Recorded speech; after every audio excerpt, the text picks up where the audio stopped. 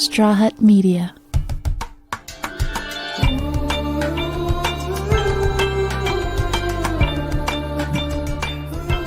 Hey everyone, we're just getting everyone up on stage here. Thanks so much for joining. This is an open forum. If you have any questions, comments, theories, clues that you want to share with the team, go ahead and hit that hand icon and to raise your hand for a chance to come up on stage. The writers of episode 5, Rob Turbovsky and Matteo Borghese, with us today. So I just want to call that out. They're there under Hoops McCann 2000. What a name. I assume that's a joke that I don't get. We're doing these live Reddit talks every Wednesday at 3:30 p.m. Pacific. Each week, we'll do our best to bring on some special guests. So if you're free, head over to the link in our show notes and join us. Now, here's the conversation.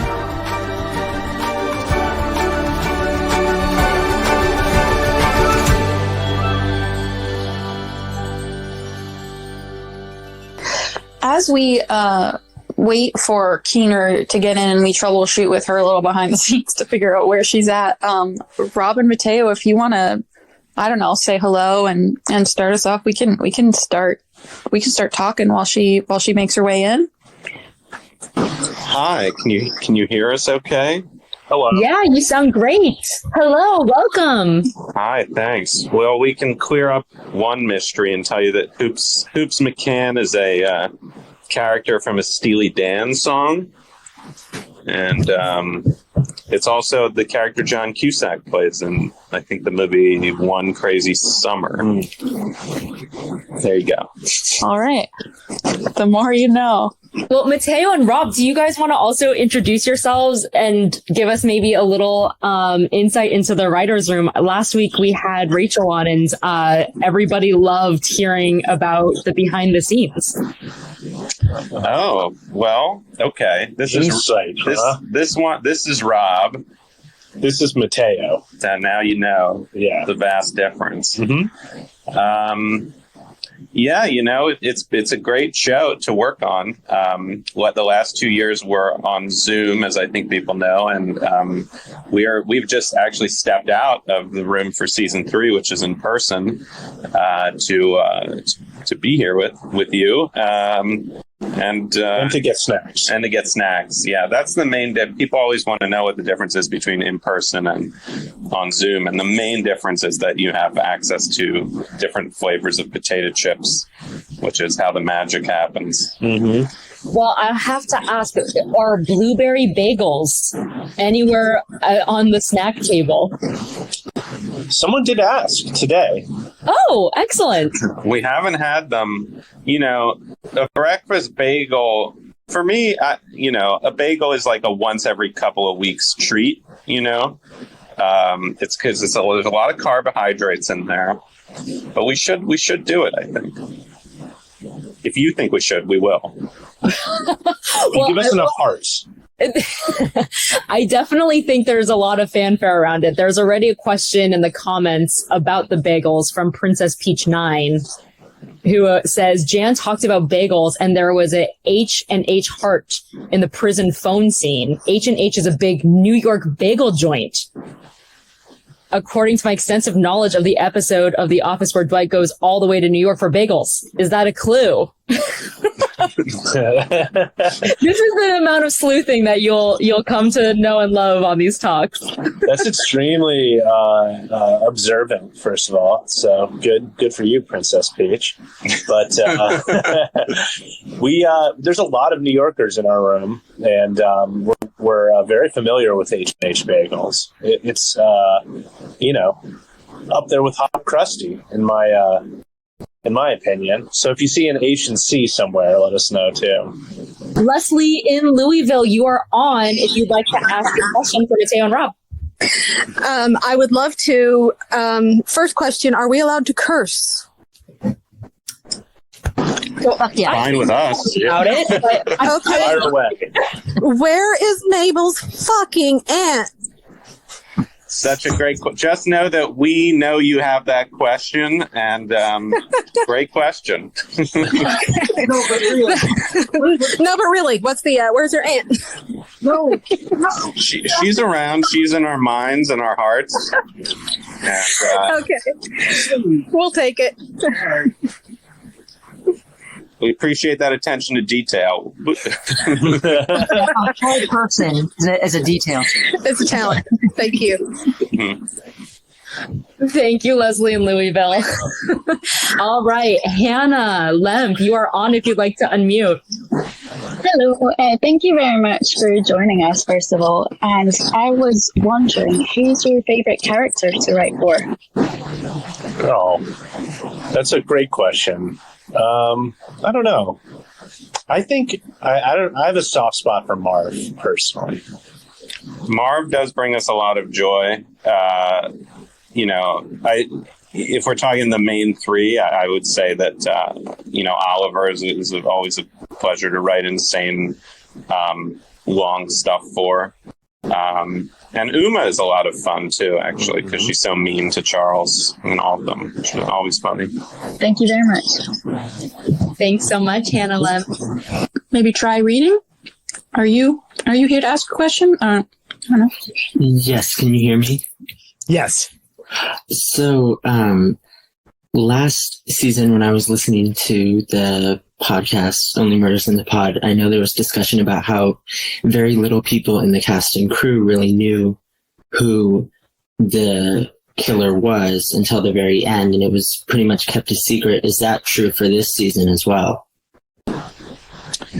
Well, I don't know how much, how widely known it is. I think John Hoffman, who's the showrunner, we try to keep it as secret as possible. Obviously, there are like certain people who have to be told, and then they have to tell certain people. But I wouldn't be surprised. You know what? Actually, there definitely are people in the cast who don't know, because I was talking to some of them at the premiere, and I was surprised that they didn't know, because they're in a lot of the show, and they didn't know. So, yeah, I guess we are trying to keep it pretty tight-lipped. Until right now, where we're going to tell you. Yeah. Yeah. Right now. Yeah, right. Mute. Oh, no. I thought I see it. All right, thank you so much, Try Reading. Goldie K4, I believe you are next. Thank you. I hope you can hear me now. I'm having We trouble. can. I'm sorry for the technical difficulties before. No, it's totally on my end, probably. I first of all want to say what a joy all of you, the cast, the writers, the podcast people. You've brought so much joy to thousands, hundreds of thousands of listeners. I am one of them, and I just want to say thank you so much. It's my guilty pleasure. Oh, totally obsessed. Thank you very Love it. much. You're welcome. Now, my question, you probably won't be able to answer it, but I'm going to give it a try. So, in rewatching the episode, you totally can tell that Oliver is pulling a card from the bottom of the deck to give Alice, presumably the son of Sam, card. And of course, on all the feeds, Facebook and whatnot, people are like, well, how did she end up with the blonde card? And I'm assuming there's going to be a scene later that shows how because she's clearly lying about so many more things, including that. Any clues, any hints, any tidbits you want to throw our way? Well, it's definitely something we had in mind and something we worked through in a lot of drafts, the way that game kind of unfolds. So, I think the thread, it's been really impressive how quickly they've caught on to things. And I can see that young Oliver is like quite good with the cards. And kind of flip them around like that. So, we don't want to ruin it. No, I don't. I'll just say this, Goldie K4, you don't have anything to feel guilty about enjoying the show. It can just be a pleasure. It doesn't have to be a guilty. Absolutely. That's true. Well, thank you so much. Thank you for your question. Of course. Thanks so much, Goldie. All right, Flabby Fish Flaps. You're on if you'd like to unmute. Oh, I was going to use that. Hi. I was curious whether you can tell us whether Bunny was stabbed before or after she made it to Mabel's apartment, because that air duct looks really small and awkward for somebody with 6 stab wounds. 8 stab wounds. I don't remember. I'm gonna ask for it. Come on. Don't remember. Okay, that's convenient. All right. I think there's room for all these things to be explained. You know, there's how many episodes are left? 5. Mm-hmm. I'm optimistic. Midway. I know it's going to be explained, but I'm asking now. I thought that was the point. But if you're going to give me nothing, just tell me you're going to give me nothing. I'll just assume I'm right. But okay, then if you don't remember that, then the passageway in Charles's bathroom, would the frame of the painting fit through that passageway? Ooh. I don't know the measurements. I feel like there's lots of ways in and out of an apartment as well. That's Multiple also a great ways question out of for the the set designer. Okay. Not just one way, multiple ways.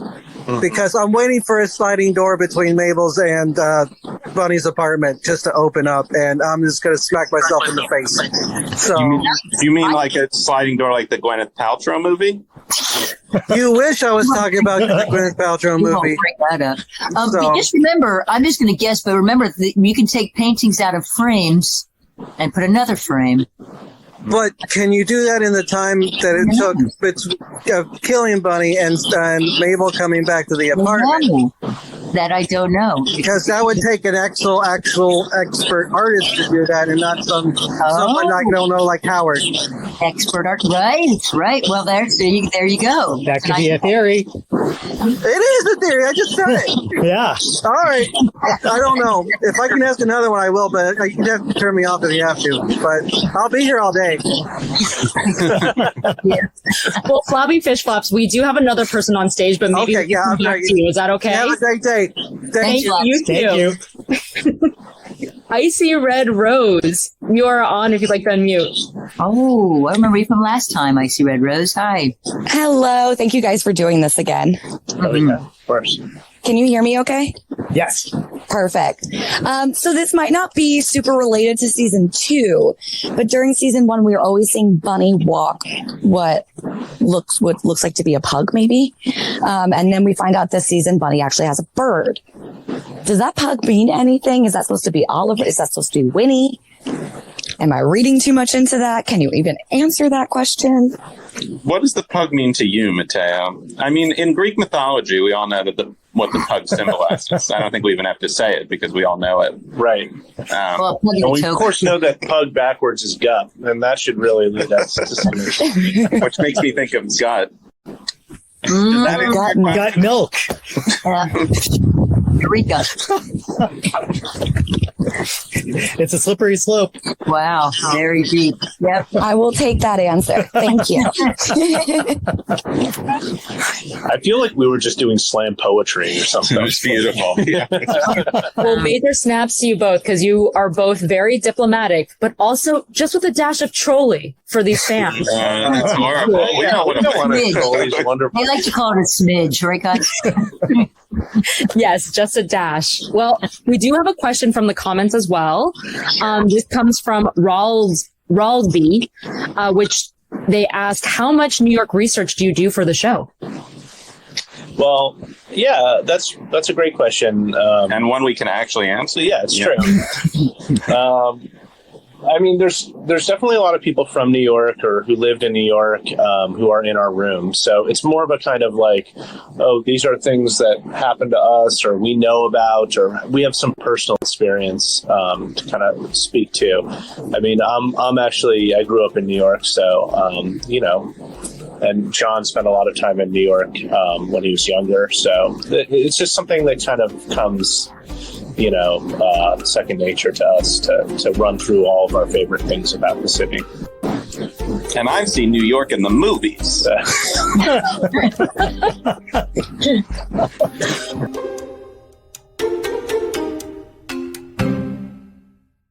I think that you guys are almost running out of time. So do you have time for one more question from the comments? We can take a couple more unless they're really confrontational. I know. You had to have been expecting a little bit of that coming on here. No, we deserve it. We thought there would just be hatred. No, it's all through love. It's all through love. People just want to know.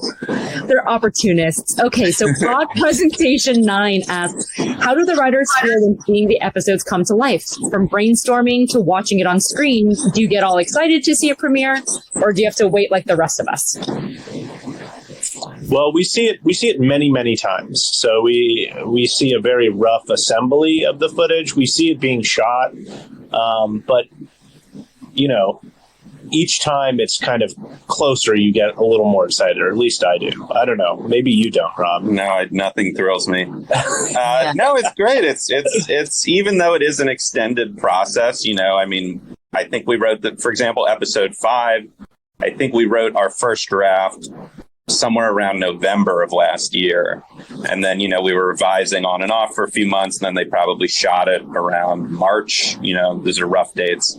So it's, that's a long journey, but as it gets closer to coming out, you get excited about, I hope, my friends see it, or they see this joke, or, that'll be fun. It's always fun, like when your parents see it. Mm-hmm. Things like that are always nice. The thing that astonishes me every single time is we'll have arguments over these details and really, really talk them out for hours and hours and hours. And then you'll see the final cut, and the thing, even just the subject we were talking about, the debate, the entire thing, it just won't be there or something. And you'll be like, oh, I guess we didn't need that at all. We completely wasted our time worrying about this. I have a quick question for you guys. It's always great to go see the season before just to get caught up and everything. Is there anything in season 1 that the watcher, the viewers and the fans can look at, that there might be some things there that, I know things carry over, but that can be clues or anything into the second season? Is there anything some kind of relevance for season 2? Anything? Are residuals per stream? Beyond that. Yes. Rewatch it. You must. You're saying, is there a clue for the season 2? Anything in the first season that to be aware of, that into the second they should watch again or keep an eye on? Can you say at all? Or? It's a good question. I'm going to just say yes. Yeah, it's in there. Out there. There is stuff in there. Yeah, Mm-hmm. It'll be easier to talk about, later, I guess. Yeah. But people are hovering over maybe guns to our heads. Yeah. Okay. So you hear that, everybody? Do a little watch and see. Might be some things that add into 2. I think John has said that he sees the 2 seasons as paired, in the way that this one podcast spawns this other podcast, things like that. Yeah. Sure. Yes. I hope. Okay. It actually lends itself well to a question from the comments, and someone asked if you knew if Bunny was going to be murdered in season 1, with the exception, of course, of the last episode. It was a later discussion, but it was something that made a lot of sense to us once we talked about it, I think. Yeah, it came up towards the end, but not as late as you might think. Yeah. Didn't make sense to the actor who portrayed it. She's gone. Were there other contenders before Bunny? Oh, that's interesting. We talked about some people. I can't recall right now who was in the crosshairs, but I know that we did kick around some options. Sting, other members of the police were on the board at one point. Stuart Copeland, maybe. The world can't lose that. That would be too sad. Yeah, then you're in an alternate universe where Stuart Copeland is dead. Then that's hard to imagine. No Oysterhead, guys. That was a deep cut. Yeah. All right. We have Princess Peach 9 on stage. She may be our last questions before you guys got a jet. So feel free to unmute Princess Peach. Yeah, just a quick question. I know there was some talk, I don't remember who it was, but one of the writers in an earlier podcast episode mentioned about anagrams. someone in Reddit had figured out that Teddy Demas is an anagram for "It's Me, Daddy." Is that the anagram clue we should be looking for, or are there more anagram clues? We do. The Reddit board loves an anagram, and we have noticed that, and we have a lot of fun with that thought. We do talk about it a bunch. It's me, Daddy. I'm doing it in my head right now. Listen, I'm not a very sophisticated letters. I can barely get the Wordle most days.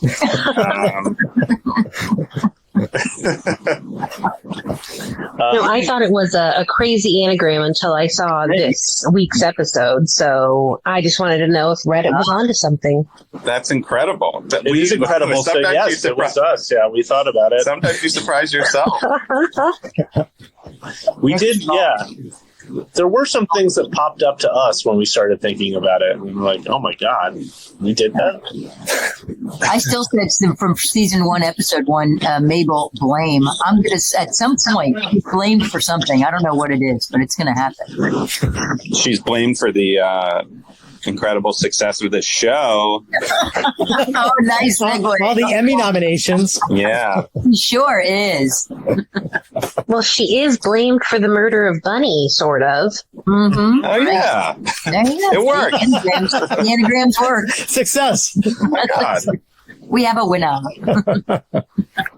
Awesome. Thank you guys so much.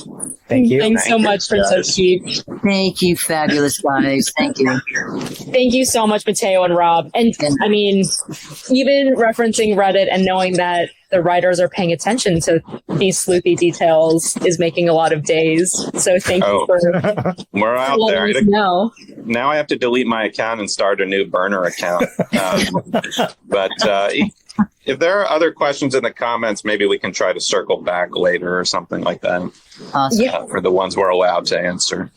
We control people online in writing now instead of just with our words out loud. But thank you for having us.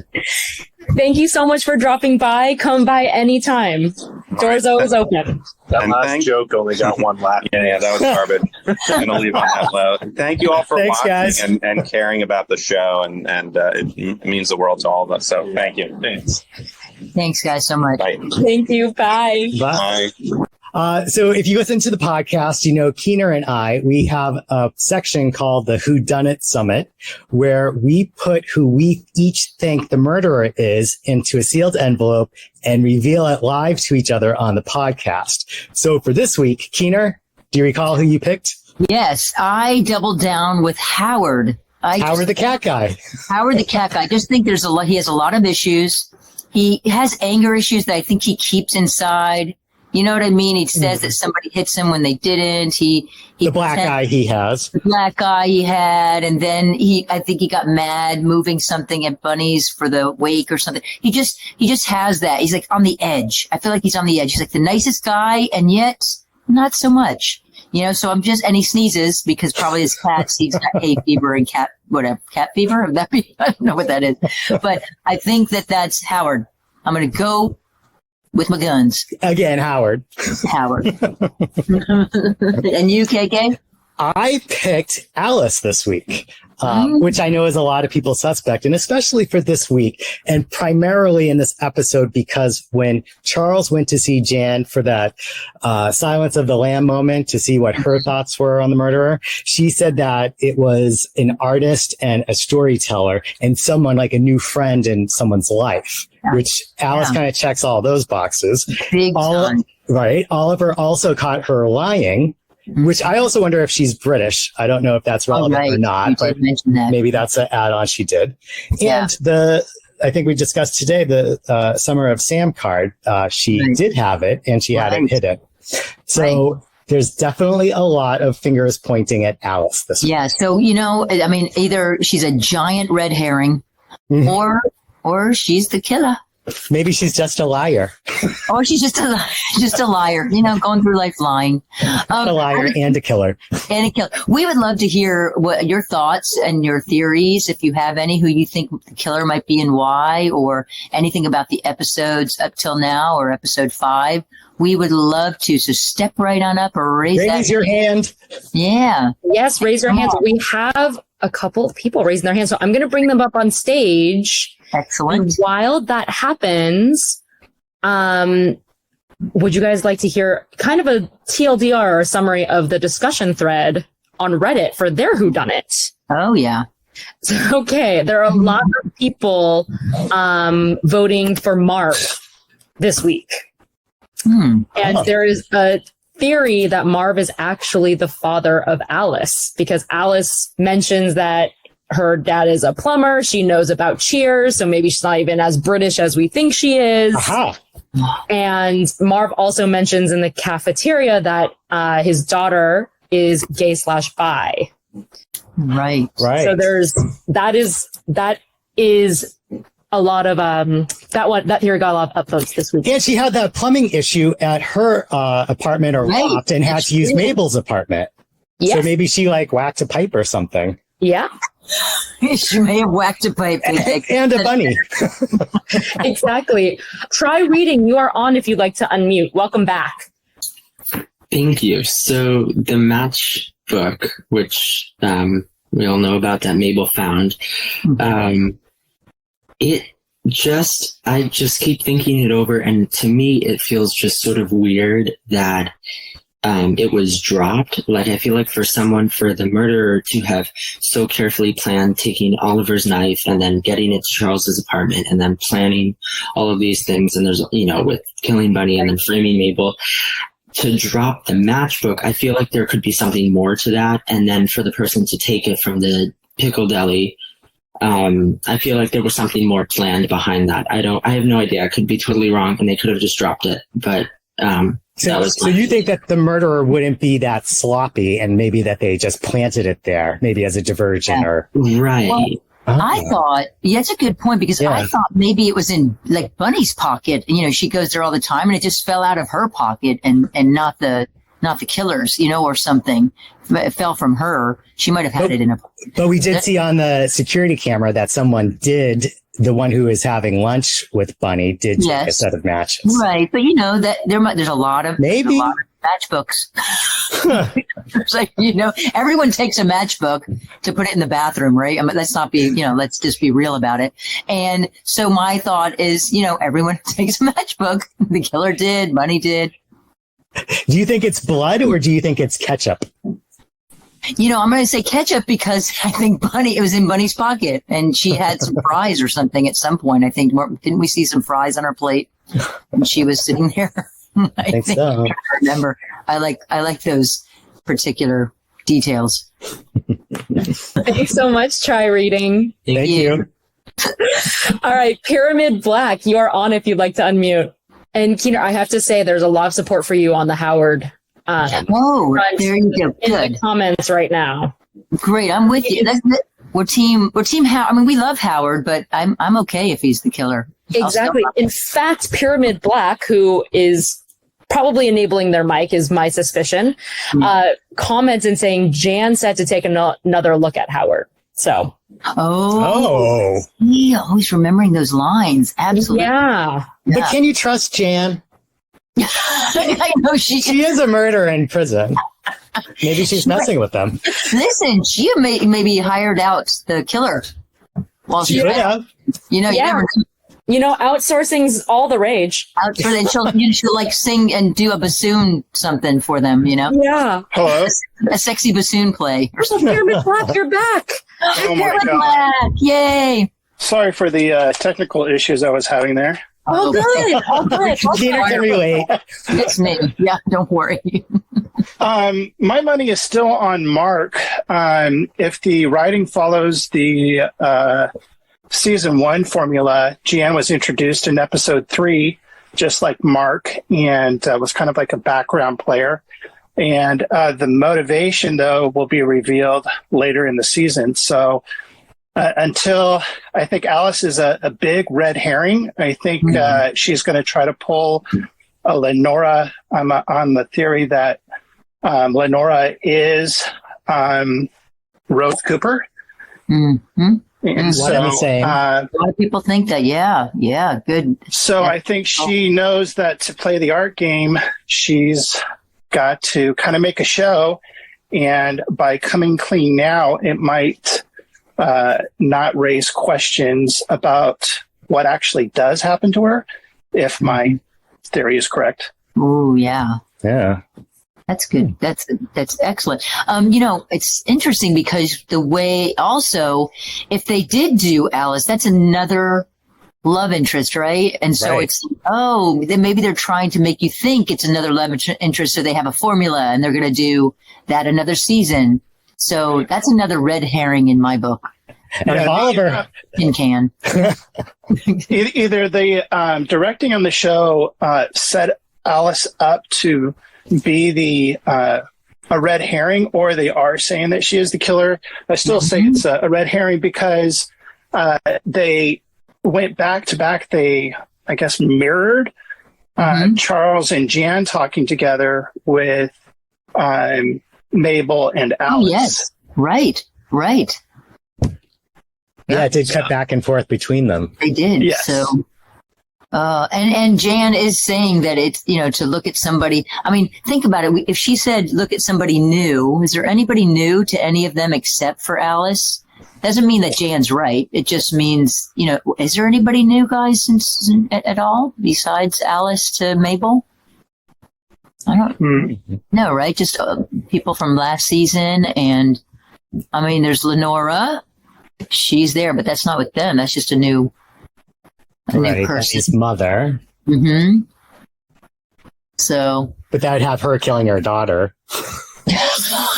Well, yeah. My mom wants to knock me down and Peg every time.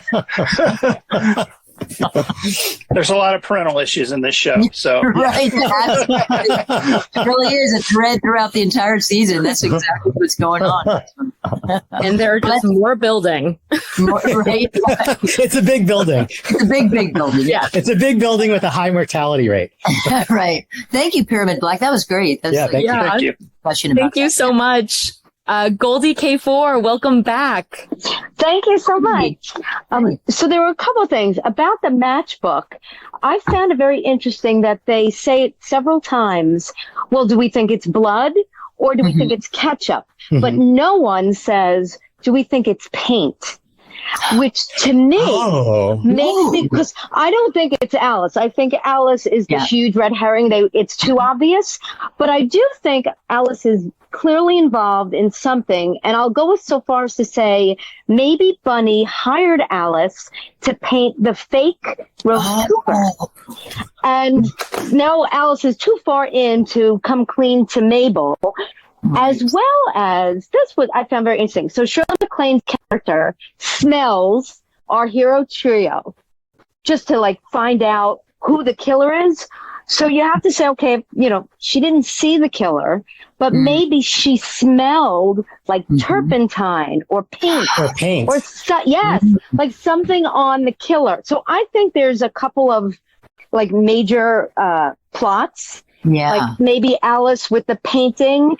And I really don't think Big Bunny is Big Bunny. I think she's Rose Cooper because of how she slipped to Steve Martin, to Charles when she said, I slept with him. Oh, well, and he says, well, didn't you say? So I think she's because she even says, I'm very bad at this hour. I think she really kind of made a slip. But I still don't know who the killer is. However, I think there are a couple things that, it's just so involved that it makes you just keep going back and thinking about it. Definitely. Well, I just want to say you gave me chills when you said paint, because honestly, that is really, I didn't think about that. Never occurred to me. Right? That's excellent. Yeah. Whether that's real, that's true or not, that was really a good thought. So, yeah. Very nice. Only because they hit it twice. Right. They say it, and so it's well, it could be other things. Well, to me, it was pretty obvious because it kind of does look like paint, but nobody says it, and they're in the art world, so it was a little too, so good. And I don't know if you know, in comedy, things go in threes. In threes, of course. Right? So this could be the third thing that they were doing. 1, 2, 1, 2, 3. Yeah.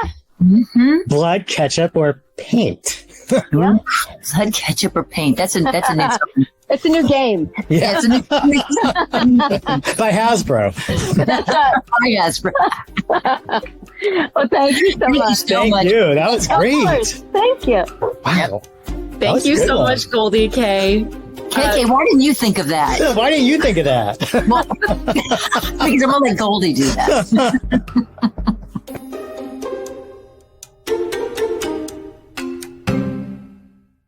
Well, Calm Struggle, you are on if you'd like to unmute.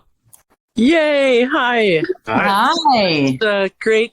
What a great show. I'm so excited. And I'm now slightly less fanatical than I was last week. Be in this forum. Thank you. I just wanted to add to what y'all were just saying, that I'm kind of team Lenora in terms of her being the killer or being orchestrating the killing.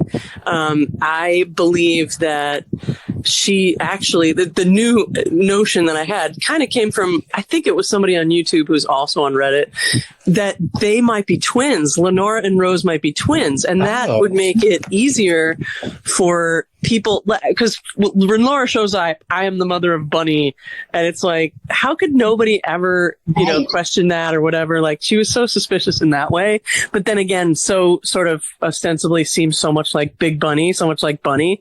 And anyway, it would just make it easier for them to have had this mysterious death of Rose. It makes the motivation of Lenora as Rose coming back really being like, yeah, I'm Bunny's mother, but I just want that painting, and also being the artist of the painting and knowing that it was a fake right away. So those are my thoughts. And the thing about Marv, I love the show. I love the writing. I love the super fans, but it just feels so strange if it's all of a sudden, oh yeah, I've been in the building the whole time and in the catacombs. Yeah. That just really threw me for a loop, because it looks like him and he was wearing that kind of hazmat suit and whatnot, but it just doesn't, it feels really falsely inserted to me. So we'll see if anything happens beyond that. And, with him, and then, I just want to see Shirley MacLaine again. Also, right? No. Listen, I love your idea, because that could be Charles in a throuple, or Charles's dad. your comments or sister wives, or there's a bunch of things going on. So many offspring possibilities. Your comments making me think of something that I admit sounds far-fetched, but is it possible Rose is alive and she showed up there pretending to be Lenora? If it are twins? Yes, totally. So it's like a parent trap. You got it. We got an email from that too. Yeah, Calm Struggle. I love that juxtaposition of that. But we got a fan said that's she's still alive, right? And some people think Alice is the granddaughter. I mean, there's a lot. I think that could very much be, and she could have reproduced I definitely think there's a reproduction of the painting, but anyway, I don't have a lot of people who are posting on Reddit have a lot of thought that they've put into it. Wonderful, and this extensive, write-ups and everything. I'm just yakking here. So thank you so much. Thank you. I love a good yak, so thank you. You guys are great. Thank you. Thanks so much, Calm Struggle. Thunder Dave, you are on if you'd like to unmute. I am unmuted. I would like to say, first of all, that my head is spinning, because every time I hear a theory, I swerve a different way. I would be so far away from my house if I was trying to walk. I do feel that Rose is the pseudonym of Leonora. And I was kind of veering towards Cinda Canning last week, because she was just there, at the end of the first season immediately, which seemed kind of odd to me. But now, after hearing so many different theories, I think they all did it. Narrowing it down. Yeah, that was good. Thank you. Yes, you're narrowing it down. No wonder you walk side to side. Thanks a lot. I love the show. Thank you so much. I appreciate it. Thanks so much, Thunder Dave. Another theory, speaking of familial things that's kind of brewing on Reddit that I thought was interesting that we want to bring up was the naming of some of the characters. We have a Jan, a Cindy, and an Alice. All are characters from the Brady Bunch. Oh, my. Oh, we need to ask. Hey. You know what? We're going to ask Raiders about that. And Cousin Oliver. That's. And oh, my God. Cousin Oliver. Yes. So there's a Brady Bunch conspiracy kind of floating out there right now. And Marcia did it. Part of that theory is that Jan and Cinda are related because Jan alludes to having a sister who's much more successful than her and always being in her shadow in season 1.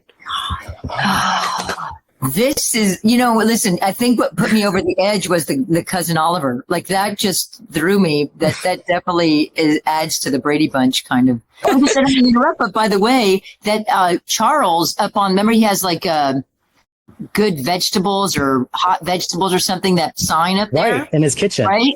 And that's like the Brady Bunch with the chalkboard that said pork chop and applesauce. Oh my God. People. The Brady Bunch, there is definitely something here with the Brady Bunch. I think Reddit is onto something here. Yes. Please let us know your findings when you see the writers next. Yeah, no, absolutely. Because that's fun now. Now I'm thinking of things. Yeah. Well, try reading. Welcome back. If you'd like to unmute, you're on. Hi, try reading. Just keep racking my brain, and this is really quick, and if any of you have any thoughts, really, that's why I'm asking, but I always just keep coming back to, how did Bunny get into Mabel's apartment? Because in Lucy's memory that she didn't end up sharing with Charles, we see someone coming out of some passageway into the walls from what looks like out of Bunny's apartment, but obviously Bunny's not with that person. So how does Bunny then get into Mabel's apartment? And then it's just, there's a lot obviously unanswered, but that one thing of how she got there is... Well, somebody said, I don't know how to get in there, but didn't someone, KK, say that there were possibly two people, one that Lucy saw in there? Like there's the killer and then there's another something. I can't remember exactly, but somebody thought there were two different things going on.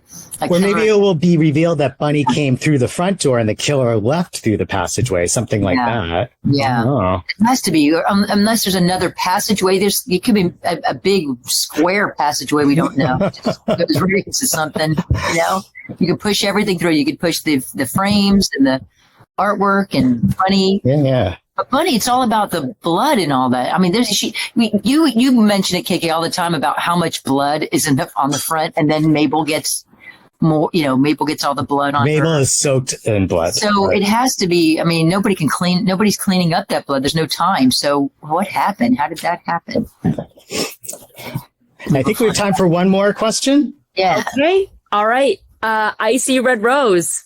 Oh, Icy Red Rose. Close us out. We do have a couple more hands raised. I apologize, everybody. Well, I can try and make it quick. So my question is about Jan's comment in the last episode where she mentioned she accidentally saved someone's life when she tried to stab them. Right. In regards to the fact that she supposedly stabbed herself last season. Right. And the possibility of a second accomplice. Yeah.